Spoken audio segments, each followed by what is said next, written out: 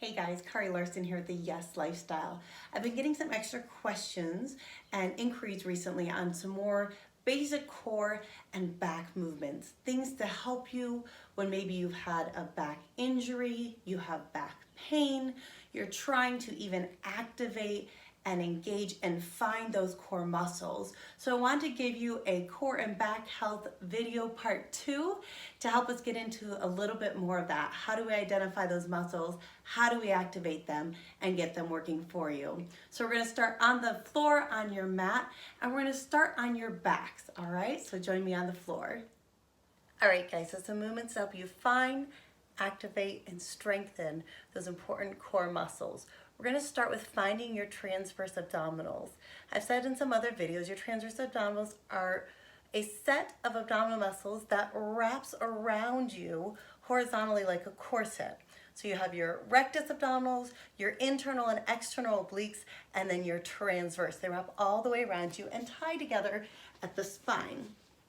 So if we want to find those, if you bring your fingertips just inside your hip bones and think of zipping up a tight pair of pants, maybe pulling a belt tight across your hips, that scooping or that tightening, that cinching feeling, if you take your fingers and sink them into your pelvis just inside your hip bones, if you're relaxed, they'll sink right down in. If you visualize zipping up that tight pair of pants or pulling that belt tight across you, and you feel that tension under you, feel a firming, a flattening, a tightening, that is your transverse abdominals engaging. So one thing you may need to do is just practice. Relax, sink in, and tighten. Feel those muscles engage. Feel that firming, that activation beneath your fingertips. Use that tactile cue so you know you found them and that you're activating them properly. From there, I want to bring you on to your side. So again, rolling over to your side now for clamming. What I want you to do is I want you to make sure your hips, knees, and heels are nicely stacked. You're going to keep your heels glued together. We're going to brace that core. Think of engaging those transverse abdominals we just talked about. Your femur bone, the bone in your upper leg, I want you to think of drawing it into the hip socket. Not so much shifting your hips back, keep them stacked, but think of drawing that bone back in to the hip socket. Keep those heels glued together, hips stacked. Open the knees up, keep those heels glued together, keep squeezing through here, squeezing the heels together, and lower back down. Again, inhale, exhale, brace. Pull that leg into the socket and open, clamming like a clamshell, opening up and lowering back down. Now, if you're really focusing on activating, you feel this in your legs, your hip, your core, you're gonna feel it all over. If you bring your fingers onto either side of your spine, kind of where your hip bones come down and meet on either side of your vertebrae, when you draw your leg into the socket, you may feel a little bit of plumping. That's a good thing. That means you're really getting it activated. So as you draw that leg into your socket, you feel that plumping on either side of the vertebrae, bracing through the core, engage the transverse and clam. Bring those legs up and then lower them back down.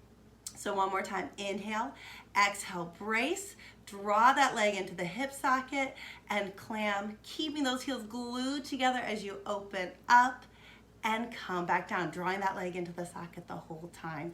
Great job. Let's flip over and do it a few times on the other side. All right, so getting onto the other side again, hips, knees, ankles nicely stacked. Your hand can be here for support if you need. Brace through the core, draw that leg into the hip socket, and then rotate the hip open. Knee comes up, those heels are glued together, and then lowering it back down. Okay, inhale, exhale, brace. Keep these stacked. Draw that leg into the hip socket. Keep those heels glued together as you open up and come back down. Again, inhale, exhale, draw that leg into the socket. Think of smiling across the hips, drawing that in, engaging the transverse, opening up and coming back down.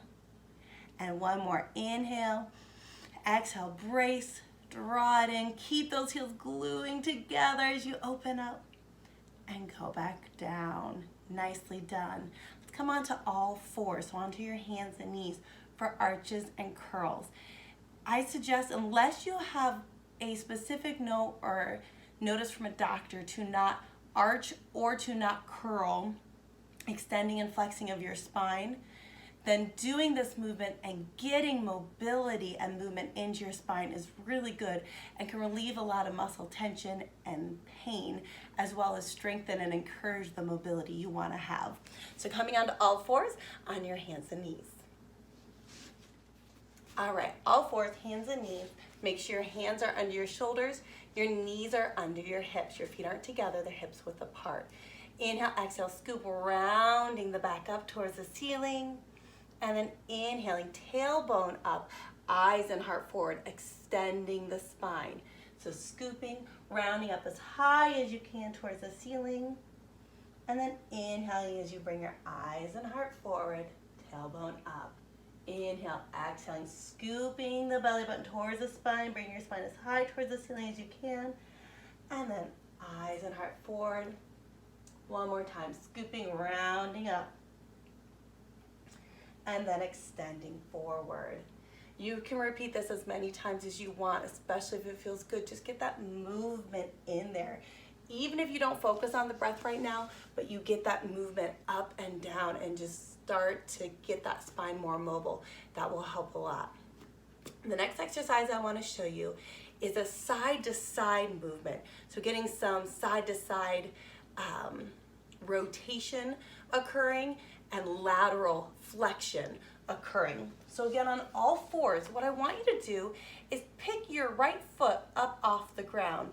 And notice if you keep the knee down, you can swing that foot back and forth, side to side, over the other leg. Now, as you swing that foot out to your right, if it's your right foot, you look over your right shoulder at the foot. As you swing the foot back in over the bottom left foot, you look over the left shoulder at the foot. So side to side, side to side. Again, looking over the right shoulder at the foot and then over the left shoulder at your foot. Side to side. Here's 4 and back, 3, back, 2, last 1, and back. Good, rest that foot down onto the ground. Pick the left foot up now. Get that movement. The knee stays down. The knees don't come up at all, but that foot is swinging left and right over the other foot. So again, if we swing the left foot out to the left, I'm looking over my left shoulder at the foot and back looking over the right.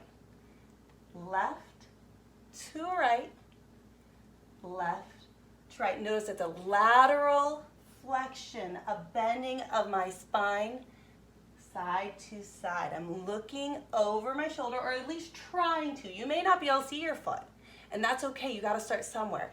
But trying to look over the shoulder towards where you would expect to see your foot. Looking over to the left and back, out and in. 3 more. Out, in, 2 more. Last one. Good, so that's really good for that side to side lateral movement. Now the next thing I want you to do is go ahead and come back onto your back. So we're gonna lay down again, and we're gonna do something called hip stirs. Now, if you don't have the flexibility, you can use a towel. So you could wrap a towel behind your leg. Move up a little bit. So if you don't have the flexibility, you could grab a towel and hold that behind your leg if you can't reach your leg, and that's okay too, okay?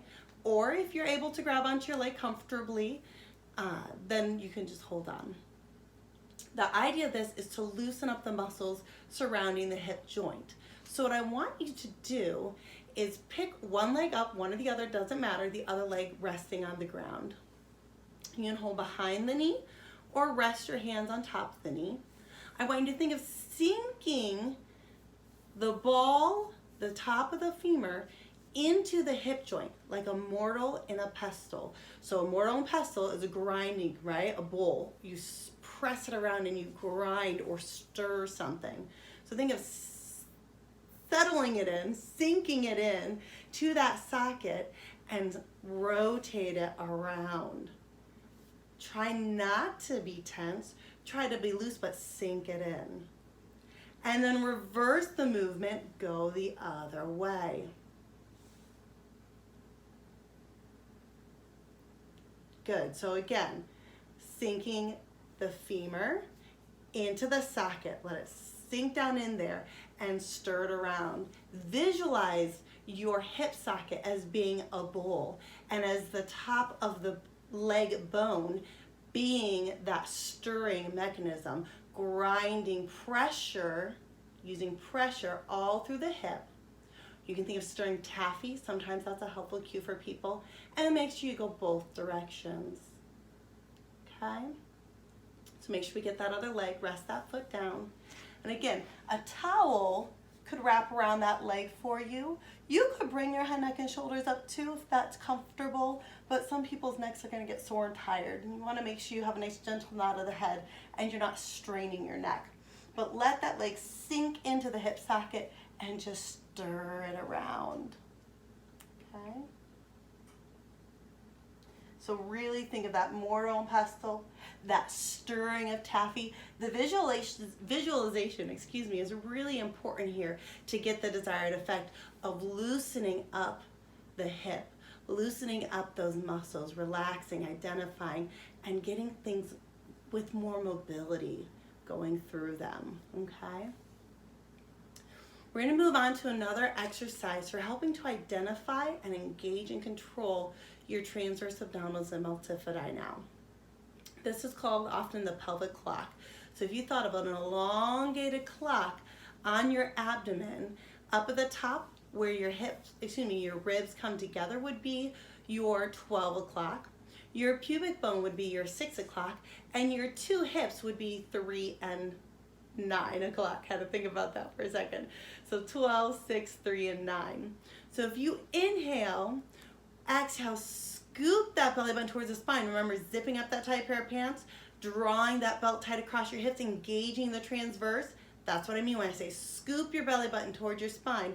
Tuck the pelvis and roll up. Feel like you're anchoring the vertebrae in your back that's behind your 12 o'clock onto your mat. Notice my hips have come off the ground some. Exhale as you roll slowly down, back to neutral. So inhale, exhale, scoop, tuck, rolling the hips up just a little bit. I'm anchoring at 12. So I'm not pressing up, I'm not bridging up. I'm just scooping and rolling to 12. And then back down to neutral. Now we can go the other way and go to our 6 o'clock, tipping the pelvis, arching the spine, and anchoring your 6 o'clock down into the ground, and then back to neutral. Again, brace and tip the pelvis forward and back to neutral. So I'll put my hands here, you can see the movement. So this is neutral. I'm gonna inhale, exhale, tip forward and back. Exhale, scooping, tipping down to 6 o'clock and back, and then back to 12 and down. Hopefully you can see that. So if I scoop and go to 12 and 6 and 12 and 6 and 12 and 6, 12 and 6. Now, that is a really good place to start, and that can be extremely challenging for some people, so don't get discouraged. Just keep working on that scooping and extending. Brace through that core. Engage that transverse. Remember those fingertip, that feedback we talked about at the very beginning, finding those transverse, scooping, engaging them, and rolling up to 12, and roll and extend to 6. And then coming back and trying to find neutral. And for most people, neutral means that your pubic bone and your hip bones are gonna be a nice triangle that's perfectly, well not perfectly, but in an ideal world, perfectly parallel to the ground. So that arrow, that triangle is either pointing up or pointing down with our flexing and extending, and then we find neutral. This is really great for core activation, really great for some basic strengthening of that core, both strength and mobility, and I think you'll find a lot of support and assistance for your back and your spine in doing this series of movements. So go ahead and give those a try. That's gonna be it for us today. We're gonna come back and we're gonna do more. We're gonna add from there. We're gonna add on to that pelvic clock, get into some of those other numbers at a later date. But start with this and let me know how it's going. Thanks for joining me, Kari Larson, with the Yes Lifestyle. And here's to your core and back strength and mobility and health. Have a great day.